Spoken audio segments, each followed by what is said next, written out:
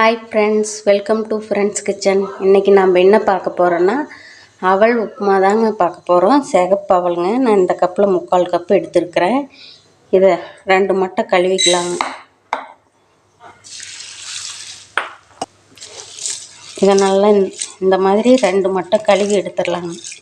பாருங்கள், 2 மட்டை கழுவிட்டு வந்தாச்சுங்க. இப்போ இது ஒரு 7 நிமிஷம் ஊறட்டுங்க. 7 நிமிஷம் ஆயிடுச்சுங்க. பாருங்கள், நல்லா சாஃப்டாக ஊறி வந்துருச்சு. இப்போ வடிகட்டிடலாங்க. இது நல்லா இப்படி வடிகட்டிடலாங்க. அது தண்ணியெல்லாம் வடிஞ்சிக்கிட்டு இருக்கட்டும். இப்போ அவல் உப்புமா தாளிச்சிக்கலாங்க. அதுக்கு அடுப்பில் ஃபேன் வச்சு எண்ணெய் விட்டுக்கலாங்க. எண்ணெய் காஞ்சதையும் கடுகு போட்டுக்கலாங்க. கடலைப்பருப்பு 1/2 ஸ்பூன் போட்டுக்கலாங்க. முந்திரி பருப்பு ஒரு 10 போட்டுக்கலாங்க. இஞ்சி துருவல் கொஞ்சமாக சேர்த்துக்கலாங்க. பச்சை மிளகா 3 சேர்த்துக்கலாங்க. கருவேப்பிலை ஒரு 2 சேர்த்துக்கலாங்க. வெங்காயம், பெரிய வெங்காயம் பாதி சேர்த்துக்கலாங்க.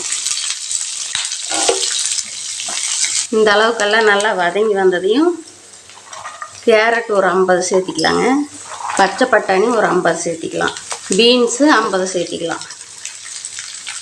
இதெல்லாம் நல்லா எண்ணெயிலேயே வதக்கி விட்டுக்கலாங்க. இது நல்லா ஃப்ரெஷ்ஷான காய்கறி தான், வேக வைக்க வேண்டியதில்லை. அப்படியே வதக்கி விட்டோம்னாவே வெந்து போயிருங்க. ஒரு 10 நிமிஷம் இப்படியே நல்லா வதக்கி விட்டுக்கலாங்க. காயெல்லாம் நல்லா வெந்து வரட்டும். காய்க்கு தேவையான உப்பு சேர்த்து நல்லா வதக்கி விட்டுக்கலாங்க. இது ஒரு 5 நிமிஷம் மூடி வச்சிடலாங்க.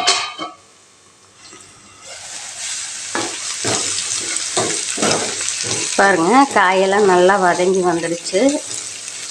இப்போ நாம் அவலை சேர்த்திக்கலாங்க. அவல் பாருங்கள், நல்லா இப்படி உதிரி உதிரியாகவும் இருக்கணும், நல்லா சாஃப்டாகவும் இருக்கணுங்க.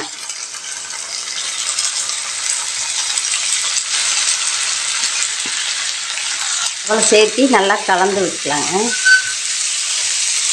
அவளுக்கு தேவையான உப்பு சேர்த்திக்கலாங்க. அப்போ காய்க்கு மட்டும்தாங்க சேர்க்கணும். இப்போ அவளுக்கு சேர்த்து நல்லா போட்டுக்கலாங்க.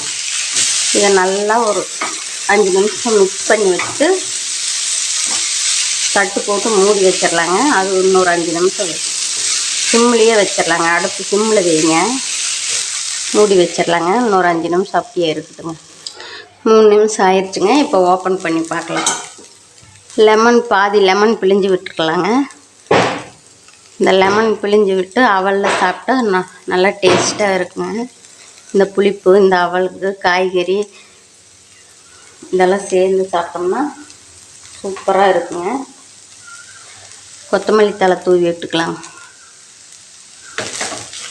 அவ்வளோதாங்க, அவல் உப்புமா ரெடி ஆயிடுச்சுங்க. இது மார்னிங் பிரேக்ஃபாஸ்ட்டாகவும் எடுத்துக்கலாம், நைட்டு டின்னருக்கு எடுத்துக்கலாங்க. நல்லா சூப்பராக இருக்கும். குழந்தைங்க, பெரியவங்க எல்லாமே நல்லா விரும்பி சாப்பிடுவாங்க.